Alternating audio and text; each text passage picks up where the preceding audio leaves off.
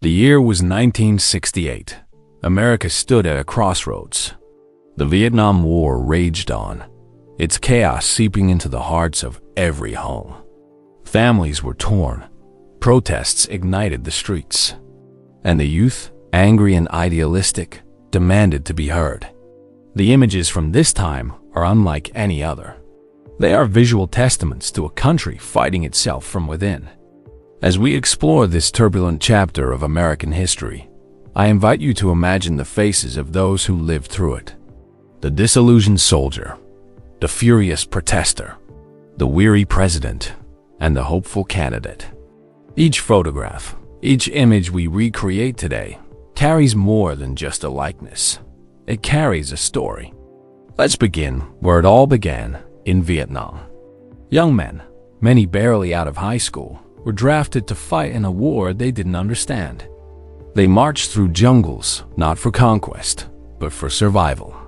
Their eyes, captured in black and white, show confusion, fear, and duty all at once.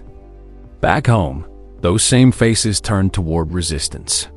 Students filled campuses, raising signs and fists. They shaved their heads in protest. They burned draft cards. They occupied buildings. These weren't just rebellions. They were cries for a future that felt stolen. The art of protest became visual, explosive, and personal. Then came the politics. President Lyndon B. Johnson, weighed down by war and internal party division, shocked the nation when he chose not to run for re-election. His face on television that night was one of a man broken, wrinkles deeper, eyes duller. That moment deserves to be remembered in a somber image, one that reflects the loneliness of power. Enter Robert F. Kennedy, a new hope. His candidacy energized millions. Crowds surged wherever he went, and his campaign trail looked like a pilgrimage of believers. He shook hands, leaned in close, looked people in the eye. He wasn't just running, he was connecting. That charisma should be captured in soft, human tones. Hope, sincerity, and tragedy.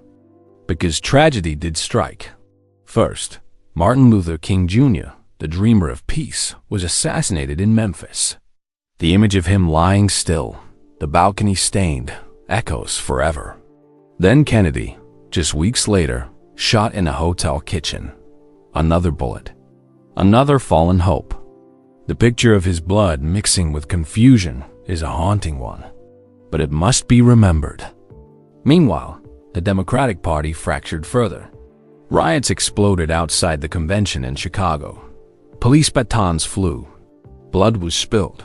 Inside, reporters were assaulted. And out of that chaos came Hubert Humphrey, an establishment candidate without the fire of the streets behind him. His expression always looked conflicted. Capturing him should reflect that, torn between loyalty and legacy. On the right, Richard Nixon re-emerged. Calm, calculated, and promising peace with honor. He knew the pain of losing. He had tasted humiliation in 1960, but 1968 was his return. His face should be painted not as a hero, but as a strategist. He smiled, yes, but always from the side. There was something hidden in his eyes, something patient. And then there was George Wallace, the outsider, the demagogue, the loudest voice of division. Wallace didn't smile, he sneered. He didn't plead, he provoked. His running mate, General Lemme, even spoke of nuclear bombs. They stood for the past dressed up as tough love. When we picture them, we must see the fire in their eyes, but also the smoke of danger. As Election Day neared, America looked at three paths. Peace with Nixon, protest with Humphrey, or raw rage with Wallace. The vote was close. Nixon won, but barely. His face on victory night? Not elated, not humbled, but resolved. The man who spoke of law and order now carried the weight of an unruly nation. And here's where our journey turns visual again. Each of these figures, Johnson, McCarthy, Kennedy, King, Humphrey, Wallace, Nixon, represents a mood, a fear, a hope. Today, we recreate those feelings in art, in photographs, in moments frozen not by cameras, but by intent. This is more than history. It's a call to reflect, a call to remember, and most importantly, a call to see. The images that define 1968 still echo in the present. War, protest, division, hope. These themes return again and again. As we bring these images to life, we ask for your support. If this project speaks to you, if you believe in the power of history told through visuals, please consider donating. Your support helps us preserve the past in a way that moves the present.